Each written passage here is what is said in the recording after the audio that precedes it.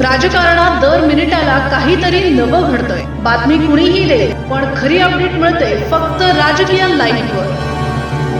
राज्यातील 12 जिल्हा परिषदा आणि 125 पंचायत समितींचे निकाल 9 जानेवारीला जाहीर झाले.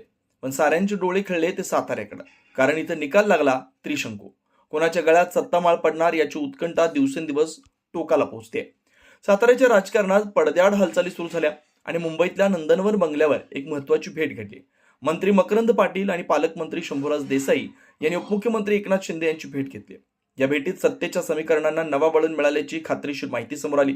एकनाथ शिंदे यांनी साताऱ्यात शिवसेना आणि राष्ट्रवादी काँग्रेसला एकत्र येऊन जिल्हा परिषदेत सत्ता स्थापन करण्यासाठी ग्रीन सिग्नल दिल्याचं सांगितलं जात आहे. ही फक्त भेट नव्हती, तो होता सत्तेच्या पटावरचा निर्णायक डाव. दाराआडच्या बैठका, आकड्यांचा खेळ आणि आउट ऑफ कव्हरेज सदस्य सत्ता स्थापनेच्या हालचालींना वेग आला. तसतसं राजकीय वातावरण तापू लागला.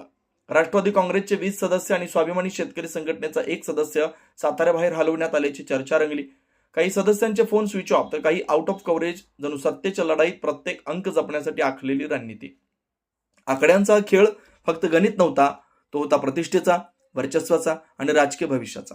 शिवसेना आणि राष्ट्रवादीच्या दाराआडच्या बैठका, गुप्त सल्लामसलत आणि रणनीती यामुळे साताऱ्याचा सत्ता संघर्ष राज्याच्या राजकारणात केंद्रस्थानी आलाय. भाजपचं स्वप्न धुसर पण दावा कायम. निकालानंतर भाजपचं 16वर सत्ता स्थापन करण्याचं स्वप्न अपूर्ण राहिल्याचं स्पष्ट झालं. तरीही मंत्री जयकुमार गोरे यांनी अध्यक्ष भाजपचाच होणार असा दावा करत राजकीय रंगत वाढवली. त्यामुळे सत्तेची शर्यत अजूनही संपलेली नाही, ती अधिकच टोकदार झाली. संख्याबळाचं चित्र: एकूण जागा 65, भाजप 27, राष्ट्रवादी काँग्रेस 20, शिवसेना 16, स्वाभिमानी शेतकरी संघटना 1, काँग्रेस अपक्ष प्रत्येकी 1. या संख्याबळातून स्पष्ट होतं, सत्ता ही एकट्याची नाही, ती समन्वयाची, रणनीतीची आणि वेळ साधण्याची.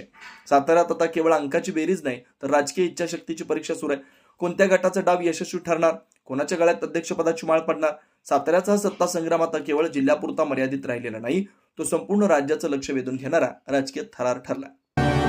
राजकीय घडामोडींचा सर्वात वेगवान अपडेट फक्त इथेच राजकीय लाईव्हवर. आमच्या YouTube चॅनलला लाईक, शेअर, सबस्क्राईब करा आणि रहा राजकारणाच्या रणभूमीवरील थेट नजरेत.